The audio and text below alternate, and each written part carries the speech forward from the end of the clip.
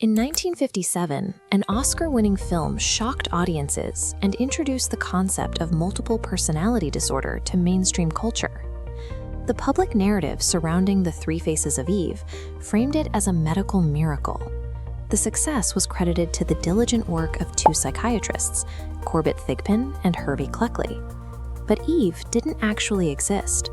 The woman at the center of the story was Costner Sizemore, and the public only saw a version of her life that was heavily filtered by her doctors.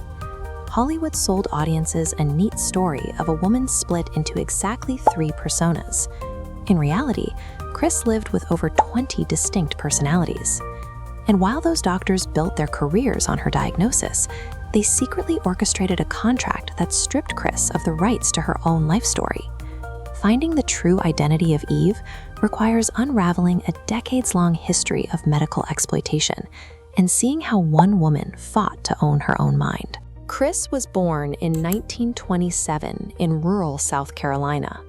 By the time she was a toddler, her life was marked by severe, repeated trauma. At just 2 years old, she witnessed 3 horrific events in 3 months: a man found dead in a ditch, her mother's arm slashed by broken glass, and a gruesome accident at a local sawmill. Her psychiatrists hypothesized that these events shattered her original personality into pieces. Chris's own reports tell a different story. She asserted that the trauma didn't break her personality. Instead, it triggered pre-existing entities that were already present to come forward. Today, her condition is known as dissociative identity disorder, or DID. In the 1950s, the medical establishment had very few tools to understand the complexity of her experience. The gap between her doctor's oversimplified diagnosis and her actual lived reality left her vulnerable to decades of exploitation. Thigpen and Cleckley treated Chris for free over several years. But in exchange, they leveraged her condition for their own media gain. In 1956, her doctors had her sign a contract handing over her life rights to 20th Century Fox. She had no legal representation. The doctors simply had her alternate personalities, or alters, sign the document.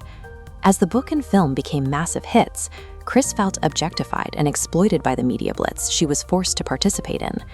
It wasn't until 1970 that her treatment shifted. She began working with a new doctor, Tony Titos, moving away from public spectacle and toward actual healing.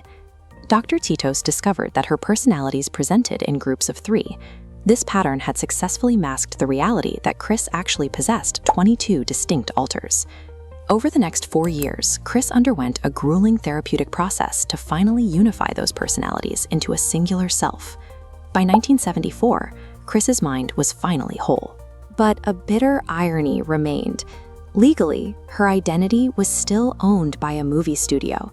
By 1988, Chris was psychologically unified, but the old contract with the studio was still active. Chris took action. She walked into Manhattan's Federal District Court to contest the contract that had signed away her life rights decades earlier. She eventually accepted an out-of-court settlement, a victory that permanently blocked the studio from making any further unauthorized films about her life. Chris reclaimed her authorship by publishing her memoirs, I'm Eve and A Mind of My Own. For the first time, she used her true name rather than a pseudonym. Today, her personal papers are held by Duke University. Her story is preserved exactly as she lived it, rather than how her psychiatrists or a movie studio imagined it. Costner Sizemore remains a foundational clinical case for DID. But through her legal battles and her memoirs, she ensured the woman the world once knew as Eve would be remembered as Chris, the woman who won back the right to her own name.